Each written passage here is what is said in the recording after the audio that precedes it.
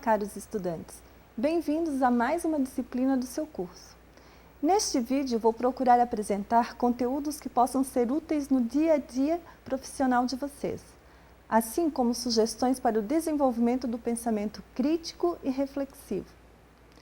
Esta disciplina aborda a cultura popular brasileira em seus entrelaçamentos teóricos e práticos, sendo as manifestações artísticas parte fundamental do processo de construção de identidade e de culturas. Iniciamos apontando particularidades dos elementos que constituem essa relação, os seres humanos. Para adentrar neste complexo entremeio, vou socializar com vocês duas situações particulares que colaboraram para a construção dessa reflexão que envolve cultura e sujeitos. Em um momento de conflito que envolve interesses distintos, chegar a um comum acordo é tarefa árdua. No mês de setembro de 2011, a cidade de Blumenau, Santa Catarina, sofreu uma das maiores enchentes já registradas no Vale do Itajaí. O rio Itajaí-Açu atingiu uma máxima de 14 metros, provocando estragos e lágrimas somadas à chuva que não cessava. De quinta a domingo, passei ilhada no meu prédio e a convivência com os desconhecidos vizinhos foi um período interessante e de tensão. Baixadas as águas, a vida tenta voltar ao ritmo normal. No entanto, começam a ocorrer divergências entre os moradores do meu prédio, frente a situações que deveriam prevalecer a união para alcançar objetivos comuns. E nesse caldeirão, Dona Maria, uma senhora aposentada, de idade avançada, quase reclusa por seus distúrbios emocionais diagnosticados pela medicina, me confidencia. É difícil a convivência, professora Rosana, porque cada um tem o seu tempero.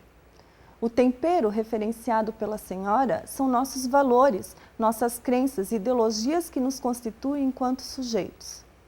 E assim olhamos o outro e o julgamos conforme nossa forma de ver o mundo. Utilizamos parâmetros em julgamento de valor. A minha segunda experiência que relato nos leva a pensar sobre o equívoco das ideias pré-estabelecidas. No ano de 2002, fiz um retiro artístico em um hotel fantástico localizado em uma praia de Santa Catarina. Foram 3 ótimos dias, respirando arte em um cenário diferente do meu cotidiano, rodeado por artistas e por desejosos de se tornarem conhecedores do universo da arte. Havia várias oficinas disponíveis aos participantes, de desenho à escultura, e entre elas havia o grafite, a arte de rua. Por gostar de desenho, me inscrevi nesta oficina, queria saber um pouco mais acerca dessa manifestação popular. O professor não estava no hotel, chegaria de São Paulo na manhã do início do curso. Eu não sei quanto aos demais participantes, mas minha ideia deste professor era de um jovem cabeludo, quem sabe com dread nos cabelos, usando tênis All-Star, jeans surrado. Para meu espanto, o dito professor se apresentou de terno com corte excelente, gravata, sapato lustrado, sua oratória era exemplar e usava um bom perfume, completando um quadro de elegância que me deixou pasma. Envergonhada pela imagem estereotipada que construí do grafiteiro, somente mais tarde percebi o quanto nos equivocamos ao construirmos determinadas imagens acerca de fenômenos, lugares e pessoas que antecipadamente ou parcialmente julgamos conhecer. Estas são situações que nos provocam a pensar nas imbricações contidas na construção de identidades, de valores acerca dos fenômenos às vezes ou inúmeras vezes mal interpretados ou mesmo deformados. Por isso, a disciplina Heranças, Saberes e Manifestações Culturais Brasileiras objetiva instigar o pensamento acerca da cultura popular, das nossas identidades enquanto sujeitos históricos. Pensar o que nos organiza, quais são os elementos que nos constituem enquanto herdeiros diretos de nosso grupo, etnia, gênero, família, sociedade e nação. Esta visão ampla de nosso meio possibilitará o desenvolvimento da aceitação das diferenças e da construção da convivência necessária, já que nos constituímos também pelo outro.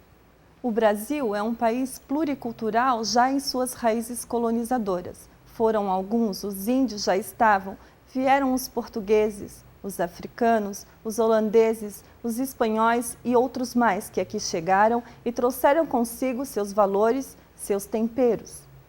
Neste sentido, a disciplina Heranças, Saberes e Manifestações Culturais Brasileiras tem em sua estrutura elementos importantes que nos convida a olhar o nosso local e os demais lugares utilizando filtros especiais, constituído por saberes e sensibilidade, já que a arte é o nosso elemento mediador nessa descoberta. Para que você possa compreender todo este processo e depois utilizá-lo em seus projetos profissionais, gostaria de destacar nesse vídeo os seguintes assuntos. A estética e a arte, onde vamos localizar a arte e a estética em seus princípios filosóficos. Questões de identidade. Aqui vou buscar a sua contribuição, caro acadêmico, para esta reflexão. Como vejo o outro? Quem ele é? Quem eu penso que ele é? Cultura popular. Entremeios. Farei um recorte nos entremeios da cultura popular, trazendo a fala de dois professores. O professor Rodrigo vai falar sobre os elementos culturais que representam um lugar, uma cidade, uma região, uma cultura. Em um segundo momento, teremos a fala de um pesquisador da música popular, mais especificamente do samba. Qual o seu lugar na cultura brasileira? Educação intercultural. Em meio ao universo cultural em que vivemos, pensar a educação intercultural é fundamental. Como professores, temos uma sala rica em sua diversidade. Como sujeitos, convivemos e somos vários em nossas diferenças e igualdade. Como viver e atuar de forma intercultural?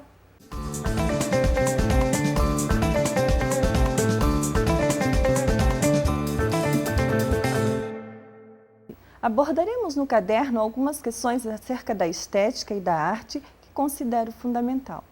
Como você vê a relação arte e estética?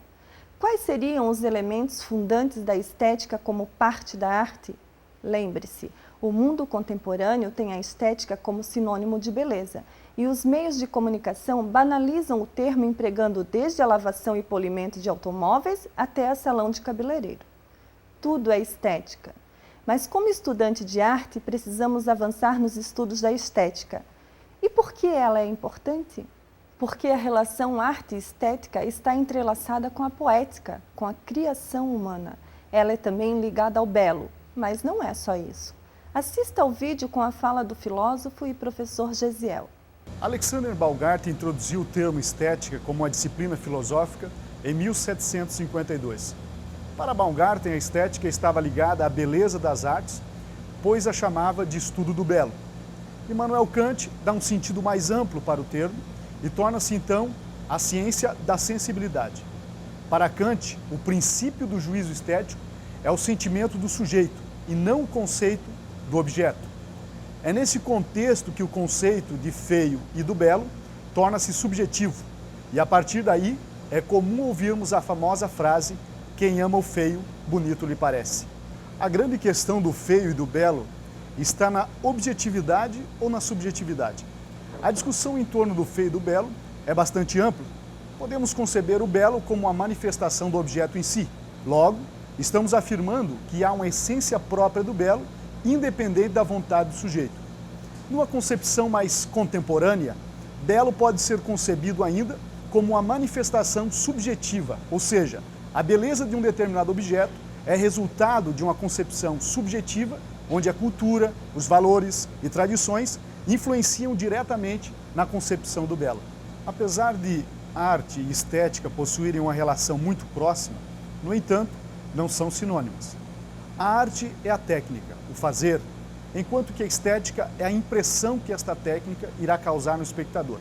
Pois estética, etimologicamente, vem do grego, aesthesis, com o significado de faculdade de sentir, compreender pelos sentidos, percepção totalizante. É a sensação experimentada pelo espectador. A arte nem sempre esteve ligada à estética, pois a princípio a arte servia a propósitos diversos, desde a fabricação de ferramentas, objetos, pinturas que contavam a história de alguma aventura ou em alguma celebração em que os homens pintavam seus corpos. Quando a arte associa a estética, o artista passa a se preocupar não apenas com a funcionalidade do que está sendo fabricado, desenhado, pintado, preocupa-se ainda com a possibilidade de agradar aos espectadores, afetando-os como experiência sensível.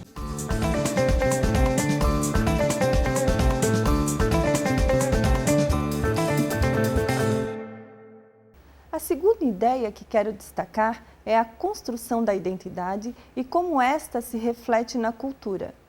Que valores assumo em minha identidade e como isso reflete em minhas ações perante a sociedade em que estou inserido? Assumindo a pluralidade da arte, trago a poesia como elemento constituído por questões de identidade.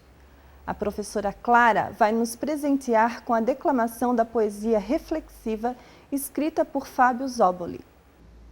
Como olhar-te outro, outro complexos, outro complicado, outro multiplicidade na unidade, outro autodesconhecido, outro diferente de todos, outro único. Como olhar-te outro, sem saber se devo, sem saber se posso, sem saber se quero? Como olhar-te outro nesse corpo que me vejo, corpo que desejo, corpo que temo, corpo em que me pressinto, corpo místico? Como olhar-te outro nesse corpo que é metade eu, metade tu, neste corpo que é o inteiro mundo? Fábio Zóboli, 2007. Após assistir essa performance, convido você a pensar e responder. Como me vejo? E o outro, como me vê?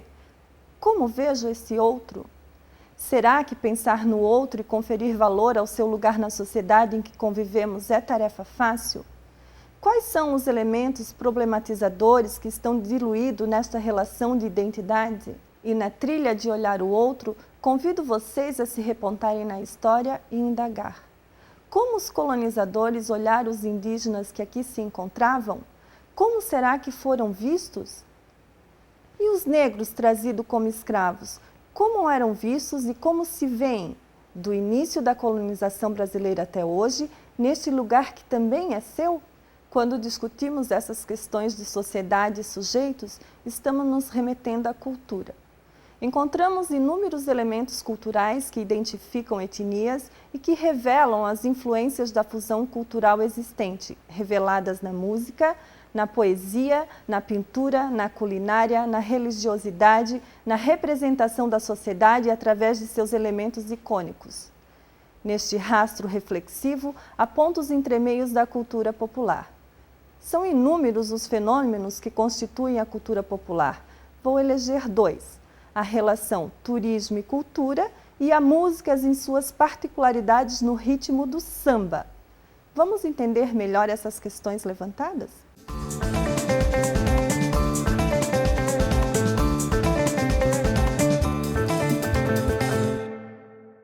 A terceira ideia que destaco são os entremeios da cultura popular, em suas diversas particularidades. Uma delas é o fato de que as manifestações culturais fazem parte da sociedade e mantêm com ela uma relação dialética.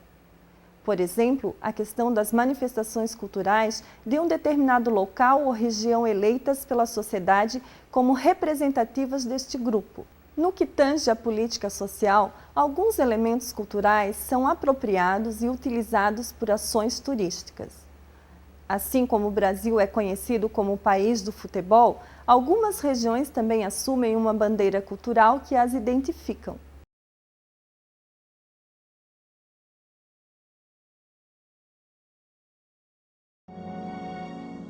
Olá, Salto para o Futuro está entrando no ar pela TV Escola.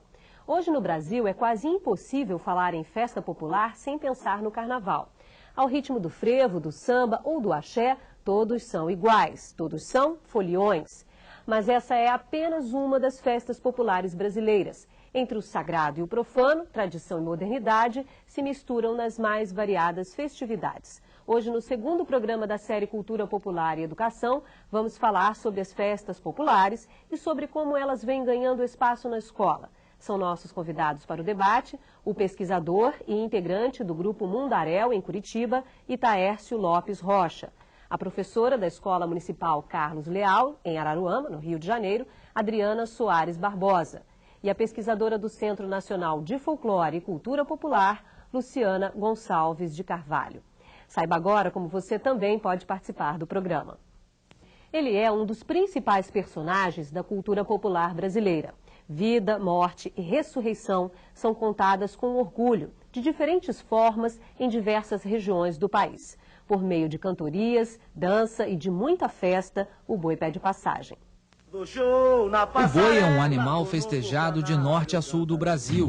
Cada região representa à sua maneira esse folguedo que conta a vida, a morte e a ressurreição do boi. Em Santa Catarina, ele é o boi de mamão. No Maranhão, é o Bumba Meu Boi. Todo mês de junho, o boi ganha as ruas com muita dança, cantoria e encenação. Eu até rimei aqui para fazer negócio com você. Fazer negócio? Negócio. Qual é o seu negócio? Meu negócio é um negócio muito vantajoso. Então fale. Olha, eu quero trocar um boi que eu tenho e uma onça. Um boi com o meu? Um boi e uma onça com o seu boi. O Bumba Meu Boi é o nosso sotaque, é o sotaque tradicional e original da cultura popular do Maranhão, sotaque de Zabumba. O sucesso do Bumba Meu Boi do Maranhão ultrapassa fronteiras. Nesta exposição, no Museu de Folclore, no Rio de Janeiro, os visitantes puderam conhecer indumentárias e adereços do folclore maranhense e também as técnicas das bordadeiras de São Luís. No Maranhão, o bordado é utilizado na roupa como símbolo de proteção. Bordam o seu santo protetor, o São João, São Pedro, São Massal, que lá são os santos protetores do São João. E as pessoas começaram utilizando essas imagens na sua roupa, bordando. E hoje em dia já se expandiu. Hoje tem vários tipos de bordado e muito rico. As pessoas utilizam a miçanga, o canutilho e enriquece a roupa. Esse trabalho é feito todo manual, olha aí, todo forrado. Tudo isso, essas fitinhas todas costuradas à mão, sendo colocadas daqui de cima e espalhando ao redor do chapéu. É uma miniatura do chapéu grande do nosso sotaque. Um grupo de maranhenses migrou para o Rio de Janeiro, formou o grupo Brilho de Lucas, trazendo para a cidade o folguedo do boi. Quem assiste pela primeira vez a dança do boi do Maranhão não esquece a experiência. Gostei muito, achei ele bonito, achei lindo, nunca tinha visto e achei maravilhoso. Na ilha de Parintins, na Amazônia, a festa do Boi Bumbá envolve a comunidade e atrai milhares de turistas. O que começou como uma brincadeira em 1913 se transformou num grande evento popular. No mês de junho, a população da cidade se divide aos admiradores do boi caprichoso. Coisa linda! Lindo! Torcida maravilhosa, torcida do meu coração! Que galera linda! E há quem diga que o mais bonito é o boi garantido. É o boi do povão e cante comigo. Garantido é o mais querido. No Pará, o Boitinga é querido por todos. A festa contagia a pequena cidade de São Caetano de Odivelas, uma tradição que mexe com a comunidade e deixa os moradores com saudades já na hora da despedida. A brincadeira que a gente mais gosta aqui é a brincadeira do Boitinga. É uma diversão para todo mundo, que é todo ano isso. Passou disso, não tem mais. Só no fim do outro ano. Eu acho uma festa muito bonita, muito linda. Eu não sou daqui, sou de Belém também, só vim passar uns dias aqui, estou gostando muito. Forte é o grito de guerra, e a vida não pode parar. Vem dançar, meu boi caprichoso, vem bailar, meu boi caprichoso. No céu azul os astros estão em festa, é festa, a vida é o compasso do bumbá. Vem dançar, meu boi... No entanto, essa relação é complexa, rodeada por ideologias que podem, em alguns casos, forjar essa identidade. Ao visitarmos determinado local, aprendemos um pouco sobre a cultura através dos elementos eleitos como representativos deste lugar. Quais são as reflexões necessárias ao nos depararmos com esses fenômenos que se propõem identificar e vender a imagem local de grupos muitas vezes distintos? Para incentivar nosso pensar acerca dessas questões, vamos ver a fala do professor Rodrigo, formado em turismo, que vai nos auxiliar na tarefa árdua de olhar criticamente a delicada relação cultura popular e turismo.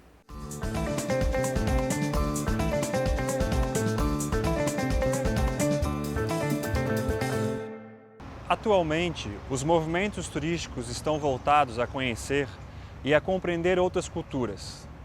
Deseja-se ir além das apresentações plastificadas que se colocam como produto à venda em prateleiras, como percebido nos desfiles das escolas de samba, que expõem com superficialidade a cultura afro-brasileira.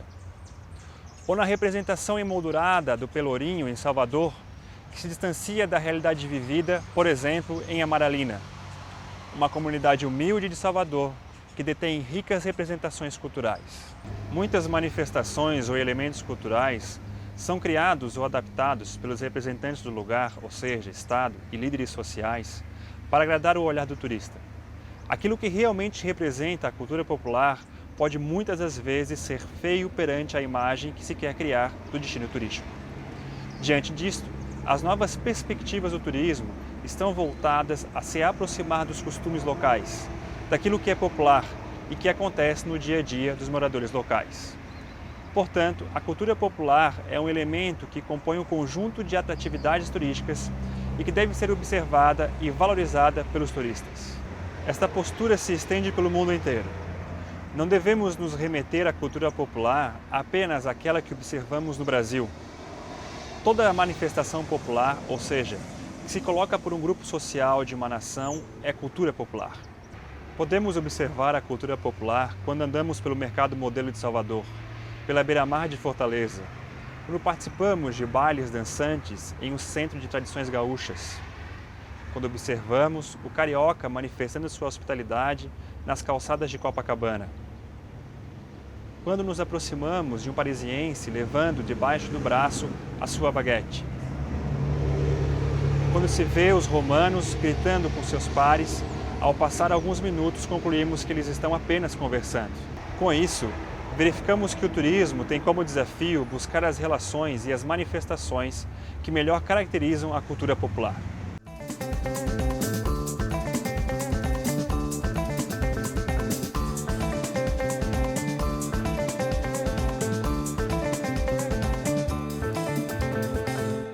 É preciso compreender que os atrativos turísticos de uma cidade são geralmente utilizados pelos turistas, não pelos moradores locais.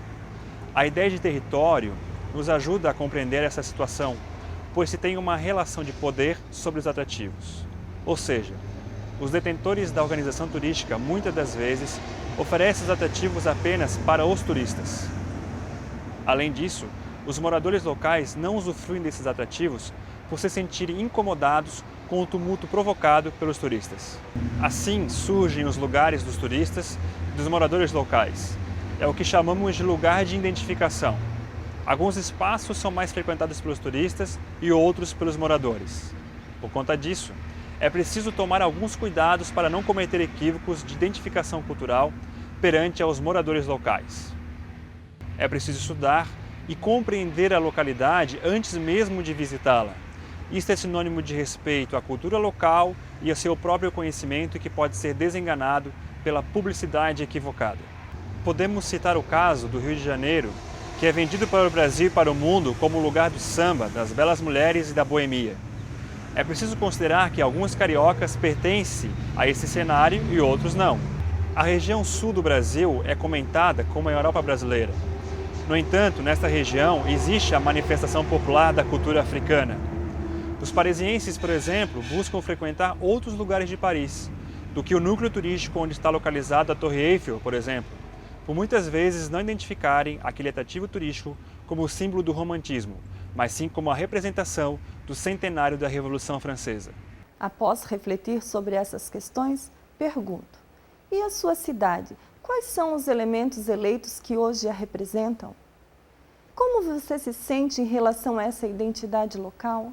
Proponho a discussão acerca da tensão entre arte erudita e arte popular. Para representar essa dualidade, vou eleger um tema que considero pertinente: a questão da música como manifestação da cultura popular. E neste aspecto, aponto um gênero específico, o samba. Seria ele popular? Por que não pode ser erudito? Como se reconhece este ritmo musical na cultura brasileira? Quem vai falar de samba é o pesquisador de samba, é o professor e músico Carlos Silva. Bom, o samba é uma manifestação cultural tipicamente brasileira. Nós podemos pensar o samba a partir da própria palavra, né, que é uma palavra que vem do africano. Ney Lopes, que é um pesquisador, que é um compositor ligado ao samba, ele vai fazer essa proximidade com a umbigada. O que é a umbigada? A umbigada é uma dança em que os integrantes dessa dança, dessa manifestação, eles costumavam, quando dançavam, faziam uma roda, dançavam, depois batiam, umbigo no umbigo, entre os pares. Em 1530 começam a chegar os primeiros navios trazendo negros escravos para trabalhar nas lavouras de cana-de-açúcar, e eles se utilizavam dos momentos de folga, principalmente aos domingos, para o encontro. Eles faziam os encontros que eram os encontros festivos. E ali eles iam tocar, e fazer as manifestações religiosas e também fazer as manifestações festivas, todas elas se utilizando de instrumentos musicais.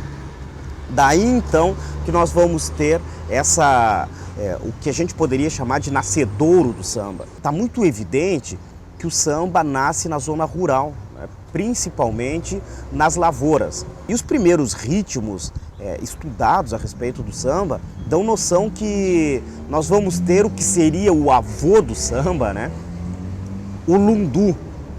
O lundu é um ritmo que mistura elementos europeus e os elementos africanos. Mas nós também vamos ter, se olharmos para a questão religiosa, nós vamos ter o jongo. O jongo é uma manifestação religiosa, com cantos religiosos, em que os negros desenvolviam principalmente às sextas-feiras, que faziam os encontros para cantar jongos. E esse jongo interessante é que eles faziam uma roda, e essa roda era dançada no sentido contrário ao sentido horário, que é uma ideia que remete a um possível retorno a uma África que ficou, que eles deixaram para trás. Depois da abolição da escravatura de 1888, os negros que estavam na zona rural, eles começam a migrar para a zona urbana. E muitos saíram de Pernambuco, saíram da Bahia, saíram das Minas Gerais, e eles foram para os centros, e o Rio de Janeiro foi um desses pontos. E no Rio de Janeiro, os negros vão continuar essas manifestações. E então, por isso, a questão da horizontalidade da casa. Como o samba ele era proibido de ser tocado, os policiais reprimiam inclusive o samba, eles só permitiam a execução de alguns ritmos, e entre esses ritmos estava o choro, que depois veio ser denominado de choro. Para que fossem tocados os outros ritmos, as famílias se organizavam da seguinte maneira: na sala de estar tocava-se choro, que aí quem passava na rua ouviria só a execução dos instrumentos. Depois, na cozinha, era possível fazer um samba um pouco mais rápido, que era o que a gente vai chamar hoje de algo mais parecido com o partido alto ou o pagode. E depois no quintal tocava-se um samba bem mais rápido, que era o samba para os jovens, aí onde estavam os capoeiristas. E aí tocava-se o que vai se chamar de samba de roda, que é o samba mais rápido. E no fundo do pátio tocava-se o jongo, que é uma manifestação religiosa. Aí nós vamos ter as divisões, algumas divisões muito claras do samba. E depois, a partir de 1920, o samba começa a ser tocado, ele desce do morro e começa a ser tocado na rua. E aí nós vamos ter os sambas das escolas de samba, vão surgir os ranchos carnavalescos, então surgem as escolas de samba. Aliás, uma influência muito grande do samba na música popular brasileira está diretamente ligado com a bossa nova. A bossa nova é um ritmo que a gente pode chamar um ritmo de samba sofisticado, É uma junção do jazz com o samba. E assim ele se espalha Brasil afora. Claro que aí com as variantes dos ritmos, Por exemplo, em Pernambuco nós vamos ter, o frevo como sendo uma variante desse ritmo. E a Bahia, Salvador, que também vai ter lá, as ramificações do axé. O samba vai aparecer na música popular brasileira em quais momentos? em todos os momentos. O movimento da Tropicália também é um samba. O Caetano Veloso, quando ele começa com o movimento da Tropicália, ele vem inclusive fazendo imitações a sambistas, né, dos anos de 1920, 1930. E depois o próprio pop rock, ele vai trazer esse colorido do samba. O Cazuza, quando cantava no Barão Vermelho, ele em determinado momento ele disse que o rock brasileiro ele tinha esse colorido, né, da música popular brasileira muito por conta do samba. É possível pensar o samba como algo erudito? É, extremamente possível. Aliás, o samba traz uma erudição muito forte e ele é popular, O samba, ele passeia no entrelugar, né? Ele está entre o erudito, está entre o popular. Quando nós pensamos em algo erudito do samba, nós vamos falar de Cartola. Cartola é erudito. A sua construção musical, a sua poética é de uma erudição extraordinária. O Pixinguinha é um músico, é um maestro na acepção da palavra. Ele é um maestro desses que tornou a música popular brasileira de tamanha sofisticação que ele não deixa a desejar a ninguém mundo afora, né? Então nós estamos falando de compositores, de musicistas da área do samba extraordinários. O samba tem as suas divisões. O pagode, por exemplo, o pagode que a gente ouve atualmente, ele é uma construção da indústria do entretenimento ou da indústria fonográfica, que é para vender. Ele é um produto altamente vendável. É vender um ritmo que mistura aí elementos da música sertaneja, da música caipira, né, das violas, com um samba mais rápido, né, que seria o samba de roda. E torna-se um ritmo que as pessoas assimilam fácil.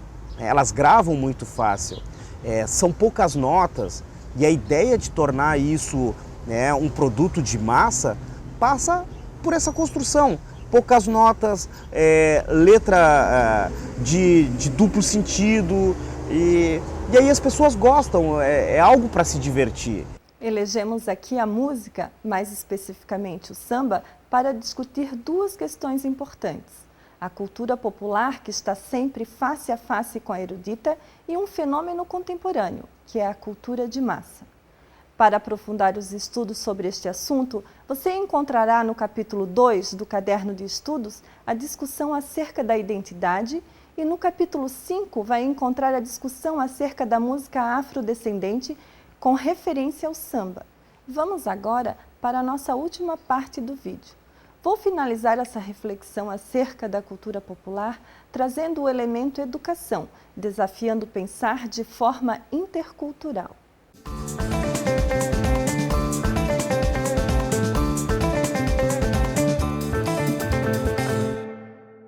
Até aqui falamos de arte, de cultura popular e seus entrelaçamentos.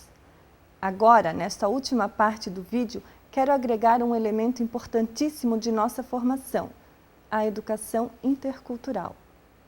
Como se organiza a educação intercultural no campo da arte? Quais elementos constituem esta prática? Vou apontar premissas para a efetivação de uma educação intercultural.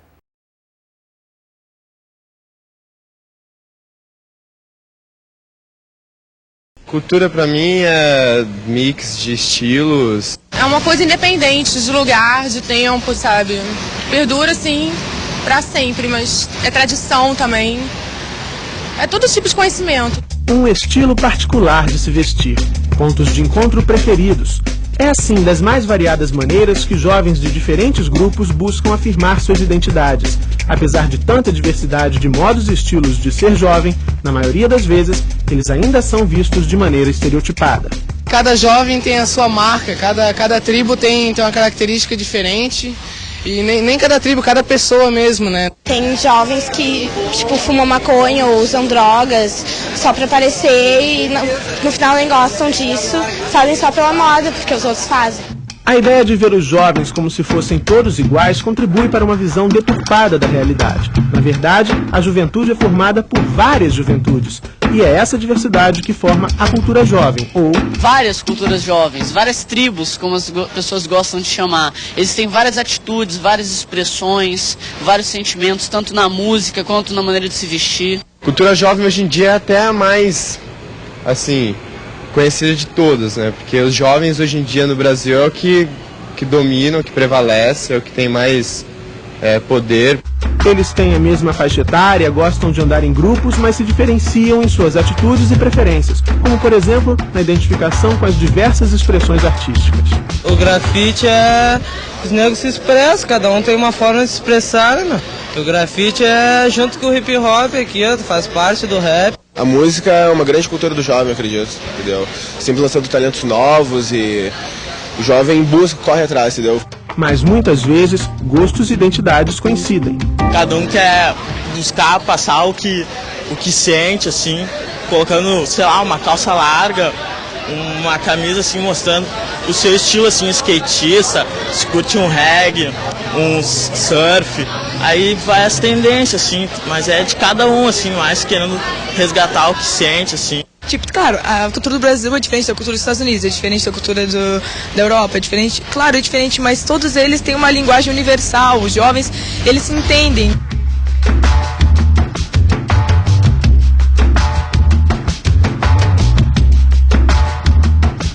O entendimento de que o termo cultura do outro deve ser substituída por nossas culturas em convivência que supera a tolerância. Reconhecimento das diferenças, porque elas existem e a educação intercultural considera os desafios propostos e busca maneiras de superar divergências, provocando a amplitude do horizonte dos saberes educacionais. A educação intercultural tem nas manifestações culturais importante elemento de estudos acerca da sociedade, mas deve objetivar ultrapassar os limites e buscar a educação para a vida, em todos os sentidos humanos. Por isso, a arte, ao adentrar na cultura alheia, investigando as heranças culturais das etnias e trazendo a arte de cada civilização, deve ter cautela para não levantar juízo de valor ou fazer escala hierárquica de culturas. É importante pensar no encontro da obra de arte estudada com o educando. Quais são as implicações deste estudo no projeto de emancipação do sujeito?